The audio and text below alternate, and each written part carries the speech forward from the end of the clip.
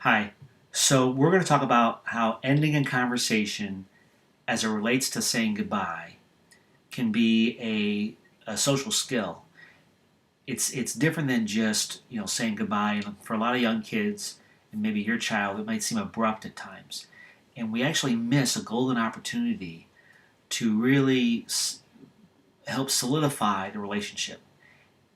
That it's a special relationship. So how someone says goodbye to somebody can communicate the quality of the relationship that they have. And so for your child, there's a golden opportunity for when they are with a special friend to communicate that in their sayings, in the way they say goodbye. Well, so we'll get into that in the next few slides. There's some steps that we lay out. In addition, there's a table. So here's a lesson plan that we'll have some close-ups in a moment. And then there's a table of kind of fun ways that people can say goodbye.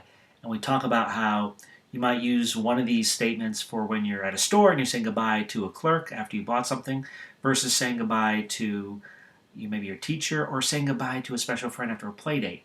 So there's different ways you would say goodbye depending on the person is, and how you say goodbye does communicate, like I mentioned before, the kind of relationship you have. So we'll get into that in a few moments. So with ending a conversation, there's 4 steps. The first one, actually the first 2 are on this slide. And whenever possible, we always take the opportunity to, once again, stress how one listens to a friend, that they have periodic eye contact, that they're not talking at the same time, and that their body is relatively still. And that those first visuals show that under step number 1. Under number 2, this is right before they're ready to begin their ending the conversation or goodbyes. And of course, you're not to interrupt when beginning that. So again, we stress stop and then wait for that 2-second pause before you begin your extended conversation or goodbye. So with the next 2 steps, step number 3 and 4, with 3, this is interesting. We actually do recommend and teach the child to say one more comment or make one more question about the topic before they actually have to say goodbye. That's basically a lead up. If a person hasn't said something in a few moments and then all of a sudden they just jump in and say, bye or goodbye or I have to go, it can look rather abrupt. And when we actually role model it, we role model it skipping step number 3 and going right from step number 2 to 4.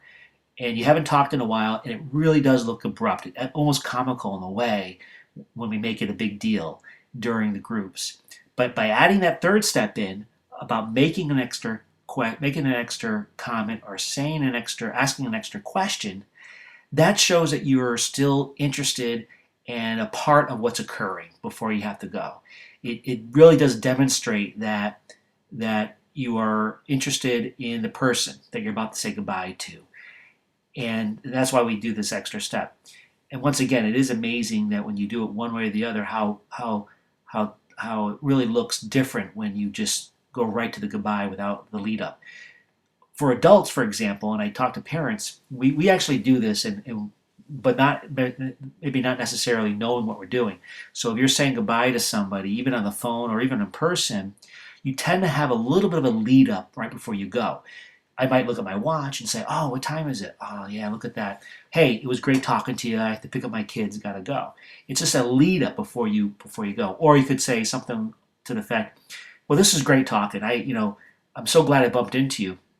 We have to do this again. And then you say goodbye. That leads up. So we kind of know when someone's about to lead up to a goodbye, and it's not abrupt. So for the child, especially with social skill deficits, this is something that we try to make more concrete. Now, the step number 4 we'll get into more in the last slide, but basically it's an extended goodbye. I have to go. See you later. Bye. Once again, if we role model just the abrupt bye, it sounds really, really short. By adding something to I have to go. See you later, you really are communicating a few extra meanings there when you use those words. So this slide shows the different things you could say. So step number 4 in a previous slide, we're not suggesting that you have to say those three things. I have to go, see you later, bye. It could be a combination of the two. It could be I see you later, bye, or I have to go, bye, or all three. It's fine. But depending on what you say does communicate to your friend or the other person that you have a special relationship. So we talk about, if you're in a store and you bought something from a clerk, you might say goodbye. And if the clerk was helpful or you like the person, you might even say thank you, goodbye. But thank you, goodbye communicates that, hey, this was, thank you for being here and helping me out in the store, but I have to go. You probably wouldn't say see you later, bye. You might, but you probably wouldn't unless that person you have regular contact with that person. So if it was at the post office, the mailman, or somebody else that you see on a regular basis, and you want to keep a relationship going, you would say see you later, bye. So when your child says see you later, bye, it means that we come into regular contact, and I look forward to that, because you wouldn't say that to somebody that you didn't like. I have to go.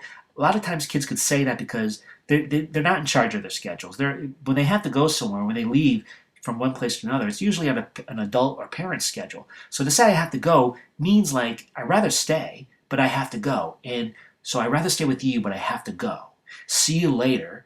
Bye. That's just a nice way of bridging the current or ending the current situation and bridging it to the next. One of the boxes says that was fun. See you later tomorrow. That's great for a play date. Play date, when you're winding it down and you're about to say goodbye, to tell a person thank you, I had a lot of fun, means that you're a lot of fun and we had a lot of fun together. And as a friendship, this is fun. So once again, when you say goodbye, you actually have a golden opportunity to kind of seal the deal a little bit with that relationship and bridge it to the next time that you do get together. Thanks.